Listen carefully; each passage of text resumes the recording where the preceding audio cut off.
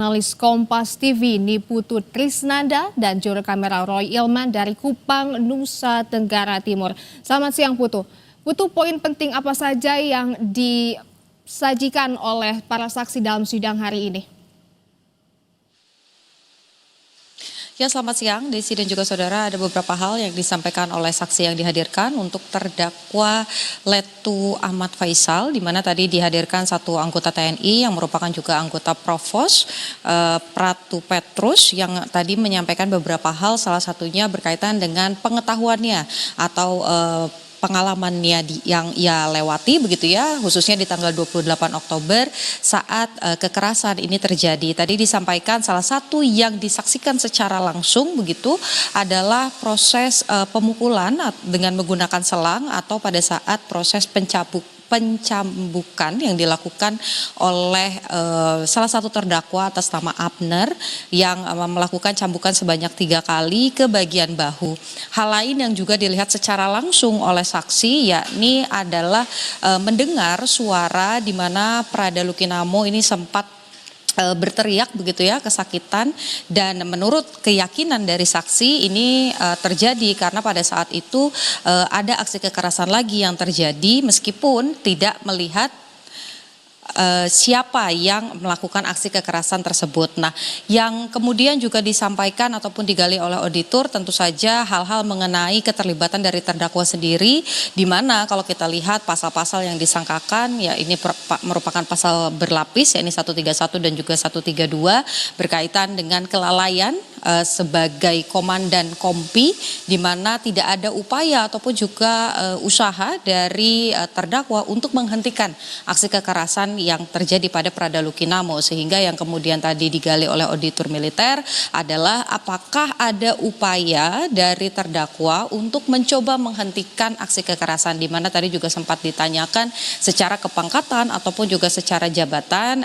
pada saat itu yang melakukan aksi kekerasan ini adalah Letu begitu ya, kemudian apakah maksud kami dari terdakwa ini adalah Letu, apakah punya kewenangan untuk memberikan perintah menghentikan aksi kekerasan. Tapi kalau dari pernyataan saksi tidak ada upaya tersebut dan juga tidak melihat adanya upaya tersebut. Meskipun ini tadi di akhir persidangan juga sempat disangkal, ada 3 poin yang disangkal, salah satunya terkait dengan perintah, di mana terdakwa mengaku memberikan perintah untuk menjaga, bukan hanya mengantarkan, tapi saksi tetap pada keterangannya yang juga sudah di bawah sumpah bahwa yang diterima pada tanggal 28 Oktober malam hari tersebut setelah apel malam adalah perintah untuk mengantarkan Prada Luki, bukan untuk menjaga Prada Luki. Jadi kalau kita lihat dari sangkalan yang diberikan oleh terdakwa, setidaknya ada 3 poin, namun 3 poin tersebut tidak ada yang diubah dari keterangan saksi, tetap pada pernyataannya bahwa memang melihat adanya aksi kekerasan, tidak ada perintah untuk menjaga, kemudian juga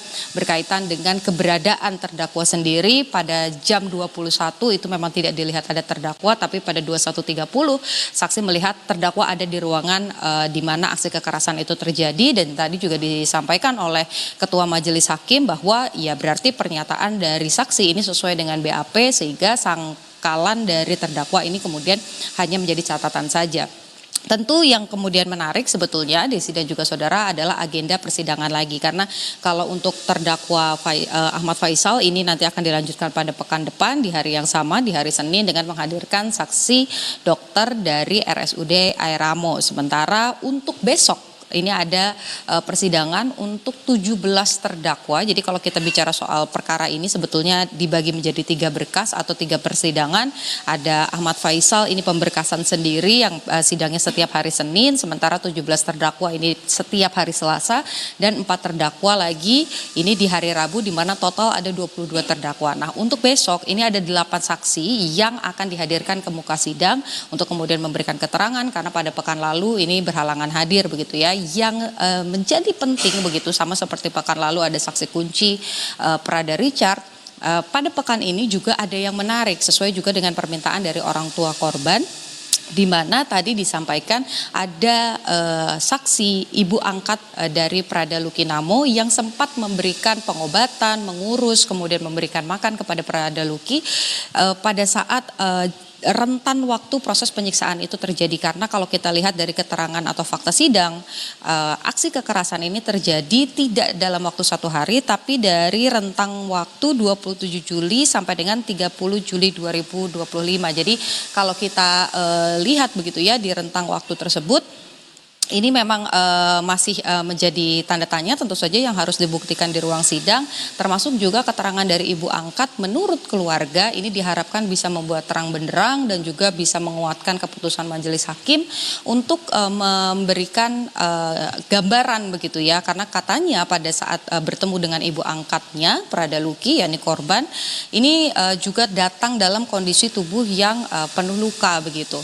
Dan tadi juga yang disampaikan adalah kalau kita lihat pasal-pasal yang digunakan adalah terkait dengan turut serta, kekerasan yang kemudian mengakibatkan kematian, ada kelalaian. Tapi kalau dari pihak keluarga sebetulnya yang menjadi poin yang memberatkan para terdakwa adalah terkait dengan unsur terencana. Jadi yang berkali-kali disampaikan keluarga adalah aksi kekerasan yang kemudian menyebabkan kematian Prada Luki Namo ini tidak terjadi secara spontan, melainkan secara terencana.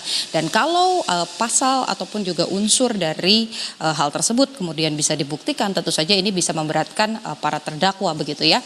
Ini yang kemudian masih terus berjalan proses persidangannya pekan ini, pekan depan ini masih diisi dengan proses pemeriksaan saksi, kemudian kalau memang ada ahli yang mau dihadirkan ini juga masih bisa dihadirkan begitu bagi auditor militer, kemudian nanti baru masuk ke pemeriksaan terdakwa. Jadi prosesnya masih panjang, Desi dan juga saudara, tapi kalau kita lihat bagaimana proses persidangan ini berlangsung tentu tidak akan jauh dari beberapa poin tadi terkait ada atau tidaknya kelalaian terdakwa sebagai komandan, kemudian apakah kemudian aksi kekerasan ini terjadi secara terencana atau spontan begitu, siapa saja yang terlibat, ini yang diharapkan keluarga bisa terbuka di ruang sidang.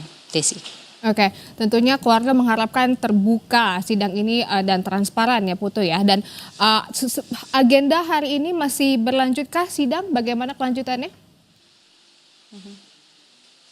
Oh sudah selesai Desi kalau untuk hari ini, karena tadi hanya untuk satu terdakwa saja dengan pemeriksaan atau mendengarkan keterangan satu saksi.